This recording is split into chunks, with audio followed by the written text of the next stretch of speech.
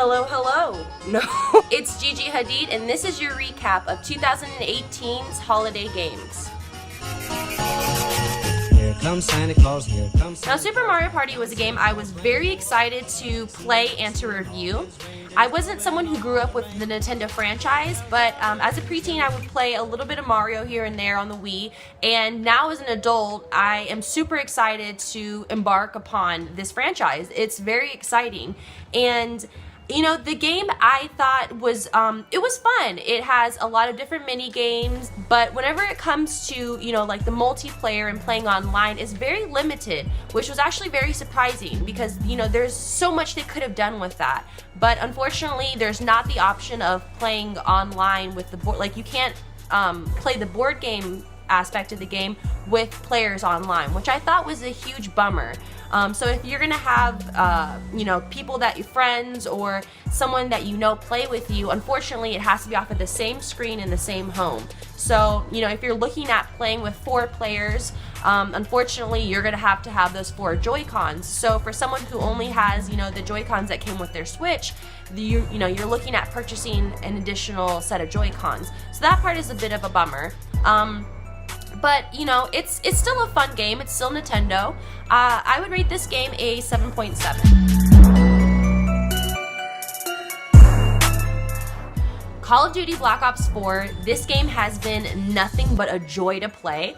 I am not the typical demographic of Call of Duty, so I went in, you know, obviously Call of Duty is very hit or miss, so I didn't know really what to expect. I remember whenever they released some footage for E3, and it was a bit iffy. I'm a huge PUBG fan, and it was something to kind of mock at first, but as I was playing this game, as I was playing the Battle Royale option, as I was playing multiplayer, it is all super fun. And I have to say, the Battle Royale was everything that PUBG was supposed to be and was going to be, or what we were told it was going to be. So it has been a blast, and it is so awesome to see someone actually get the Battle Royale down and have it correct. You know, Fortnite is its own beast, but it's so nice to have this as an option, and the multiplayer is so much fun. It's right here. I mean, come on, it's great.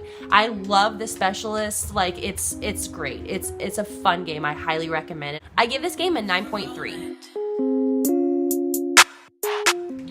Red Dead Redemption 2. This game has actually been an incredible game. It is full of content. It has so much story. Honestly, this game is like a whole series of a Netflix show. It is something that you turn on Netflix and you just binge. If you're someone who loves to sit there and just grind it out on a game, this has so much content for you, and it's great content. There is incredible storytelling in this game. The character development is wow. So I definitely recommend this. This is so much more than a Wild West game. It is incredible. It's beautiful. A lot of people, that's like their number one thing that they jump to. I don't think it's as gorgeous as something like Forza Horizon 4, but it is definitely a beautiful game. I highly recommend purchasing this game. It will give you so much bang for your buck. You will get your full $60 worth out of this game, and you will not be disappointed. I would rate this game a 9.9. So Forza Horizon 4 was a game that I was really much looking forward to. As a child, I played a lot of racing games. Even though I didn't play a lot of video games, racing games are the ones that I really were pulled and drawn to. And I played Midnight Club a lot, but even though that game was very arcadey, Forza Horizon 4 has that same fun feel. It's not at all as arcadey, but it's a lot of fun. It's beautiful. It's a gorgeous game. They made, you know, the area and the setting look so beautiful and almost really realistic. I would give this game a 9.4. So back to Nintendo. Pokemon Let's Go, Pikachu, and Eevee is one of the other best games, in my opinion. This and Black Ops 4 are 2 of the most enjoyable games so far this season, in my opinion. It is just so, like, magical almost. It is just so friendly and cheerful, and it's a game that both a 5-year-old and a 23-year-old can play, and it's incredible because it's the same difficulty level, but it's still so enticing, and It's something that you can play for 5 minutes, you can play it for 3 hours, you know, regardless, it's still just so rewarding whenever you play. I don't know what about it. It's just, I didn't grow up playing this game, but I wish I would have. I'm honestly kind of upset with my parents. I would give this game a 9.4 because of its versatility and how how a game developer can create such a perfect game for a 23-year-old and a child. That's why it's such a high rating. Normally I would give it a 9.2 or 9.3, but because of its versatility, it deserves that 9.4. So let's give thanks to the Lord above, 'cause Santa Claus comes tonight. So Fallout 76, this game, I'm not exactly sure anyone knows how to review it, because I think all of us are still not sure if Bethesda knew what they did when they released this game or they didn't. We might all be trolled right now. I'm not exactly sure. This game, you don't know what you're gonna get when you turn it on. You don't know if you're gonna be able to get any objective finished. You don't know if you're gonna be able to storm through and get a lot done. Half of the time, it's literally just a race to stay alive, to not have diseases, to not stay dehydrated.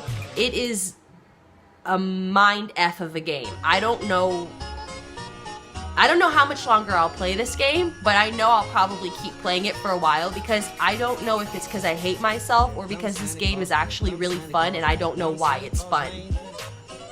I don't know what's going on with this game. I want to ironically give it a 7.6, but I think it deserves somewhere in between a 7.3 and a 7.6. I'm not exactly sure yet. I'm not sure if I'll ever know. Now, before this video is over, I want to brush over and keep in mind of a game that has not come out yet, but definitely deserves to be mentioned. Super Smash Brothers. This game has so much hype around it. I'm very excited to play it. I've never played a Super Smash game, but I'm very stoked. Santa Claus comes tonight.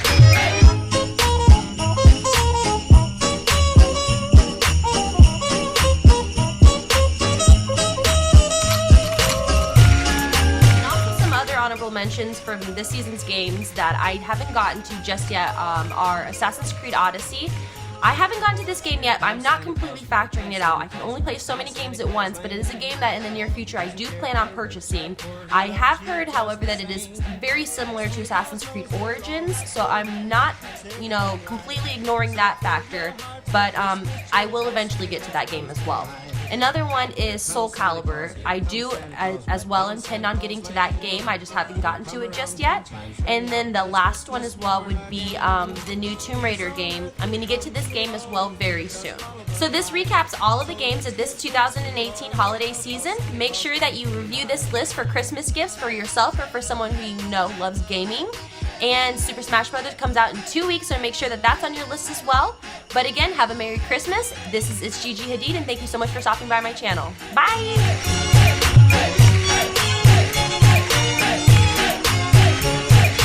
Here comes Santa Claus, here comes Santa Claus.